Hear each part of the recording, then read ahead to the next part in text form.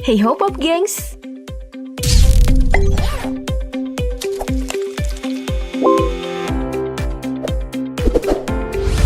Sebagai alat yang paling dekat dengan dunia pendidikan dari zaman dulu hingga sekarang, sepertinya kertas memang menjadi salah satu alat belajar yang tidak tergantikan. Ya, terbukti nih, meskipun zaman sekarang udah banyak media belajar baru seperti smartphone dan juga komputer yang dijalankan serba online, media belajar seperti buku tetap dipakai. Hal ini bukan hanya karena guru-guru kita nggak move on, tapi dari menulis tangan banyak manfaat yang bisa didapatkan. Mulai dari perkembangan motorik, hingga mudahnya tulisan dari tangan untuk diingat ketika belajar. Nah, bicara tentang buku nih, mari kita bicarakan juga tentang kertas. Hari ini, mari kita bersama menelusuri proses pembuatan kertas hingga menjadi sebuah buku. Dari mulai bagaimana mencari bahan baku, proses pabrik, hingga dikemas untuk diperjualbelikan dalam DP proses berikut ini. Bicara mengenai proses pembuatan kertas, tentu aja kita mulai dari pemanenan pohon. Iya, karena seperti yang kita tahu, kertas berasal dari pengolahan serat kayu yang dihasilkan dari bubur kertas atau yang dinamakan pulp. Nah, dalam produksinya, pohon yang digunakan untuk menghasilkan kertas ada berbagai macam pohon yang bergantung pada tempat dan juga populasi pohon tersebut. Contohnya aja di Amerika Utara, di mana produksi kertas menggunakan pohon pinus ataupun pohon cemara. Sedangkan untuk negara-negara seperti Amerika Latin, Spanyol, Australia, dan Afrika Selatan menggunakan pohon kayu putih yang berjenis Eucalyptus globulus atau Eucalyptus grandis. Nah, untuk Asia Tenggara sendiri, seperti di Indonesia, kebanyakan kertas itu dihasilkan dari pohon akasia atau Acacia mangium.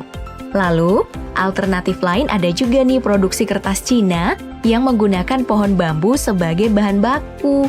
Padahal, bambu merupakan komoditi tanaman mahal loh, karena terkenal bisa digunakan untuk berbagai macam kebutuhan. Nah, dari semua pohon yang disebut tadi, selain memiliki populasi yang cukup banyak, syarat lain dari pohon penghasil kertas adalah siklus panen yang cepat. Sebut saja bambu. Umur pohon yang satu ini memiliki produktivitas yang tinggi, mulai dari umur 5 tahun dan juga pemeliharaan yang murah.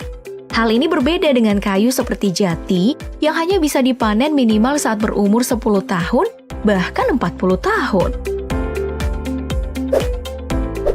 Setelah memasuki gudang di pabrik, semua kayu yang sudah dikumpulkan kemudian mendapatkan perlakuan khusus untuk disiapkan ke proses selanjutnya.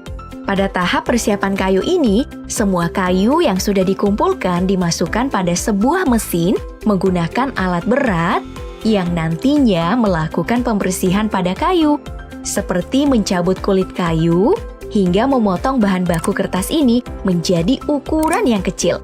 Ya, untung aja di industri modern udah ada alat potong raksasa kayak tadi.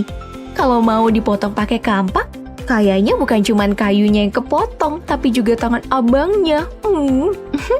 Nah, dalam tahap persiapan kayu ini, kulit kayu dihilangkan karena karakter yang keras dan dianggap tidak layak untuk digunakan sebagai bahan dasar kertas. Ya, setidaknya itulah anggapan dari pabrik dunia modern tentang kulit kayu. Padahal ya, secara penggunaan, kulit kayu sebenarnya bisa dijadikan kertas antik seperti kertas asli Indonesia yang bernama daluang yang dianggap sebagai cikal bakal kertas di Indonesia. Proses selanjutnya kita masuk nih ke tahap bernama pulping. Di tahap pulping ini, kayu-kayu yang telah dipotong tadi masuk pada sebuah mesin raksasa untuk dimasak dalam suhu yang tinggi. Di sini ya, tekstur dari kayu akan berubah dari yang tadinya keras menjadi lembut dan berserat. Setelah itu, proses pun dilanjutkan ke mesin selanjutnya untuk melakukan bleaching untuk ngeluarin senyawa kimia bernama lignin yang bisa membuat kertas menjadi kuning. Jadi bukan cuma rambut aja yang di bleaching di salon, tapi kertas juga di bleaching, guys. Nah, untuk mengamankan metode ini, di dunia modern, metode bleaching yang dilakukan sudah menggunakan zat kimia ramah lingkungan seperti bebas dari klorin. Lalu, hanya menggunakan oksigen dan juga peroksida. Jadi, tentu aja proses ini udah mana banget buat lingkungan dan juga para pekerja. Setelah proses ini selesai, maka didapatlah bubur kertas putih atau pulp yang diinginkan. Ya, meskipun warna dan teksturnya sama, bubur kertas ini gak boleh kamu maem ya. Karena jangan sampai kertas yang bakal jadi bahan skripsi kamu ini mengakhiri hidup kamu. Saya tahu ACC skripsi itu berat. Sekarang kita masuk pada proses utama hari ini, yaitu pembuatan kertas. Dalam proses ini ya, pulp yang sudah didapatkan tadi dicampurkan dengan pewarna, pencerah, kanji, dan air sesuai dengan kebutuhan kertas yang akan diproduksi. Ya, karena seperti yang kita tahu, ada banyak jenis dan macam kertas yang diproduksi untuk berbagai kebutuhan, seperti kertas HVS, kertas karton, kertas kalkir, dan lain-lain. Nah, dalam proses ini, salah satu bahan yang mendapatkan perhatian khusus adalah air, karena penggunaannya yang sangat banyak. Setidaknya ya Pop Gengs, dalam 1 kilogram kertas yang dibutuhkan ya, 100 liter air dalam pengolahannya. Makanya tuh, pabrik-pabrik kertas gak pernah didirikan jauh dari sumber air. Nah, karena kebutuhan fantastis ini, makanya pabrik kertas modern membuat sistem penampungan sirkulasi air, agar air yang sudah digunakan bisa terpakai kembali dan tentunya bisa menjaga lingkungan sekitar. Setelah pencampuran tadi dilakukan, pulp kemudian masuk ke mesin pembentuk kertas yang berupa serangkaian roda raksasa yang berputar sangat cepat. Gak main-main, putaran roda-roda ini mencapai 90 km per jam. Dengan kecepatan ini, bubur kertas juga mendapatkan tekanan tinggi. Jadi, bagi yang pusing karena punya utang, kamu harus tahu kalau rasanya ngutangin kamu kayak nasib bubur kertas ini. Udah pusing sekaligus tertekan nungguin kamu bayar utang.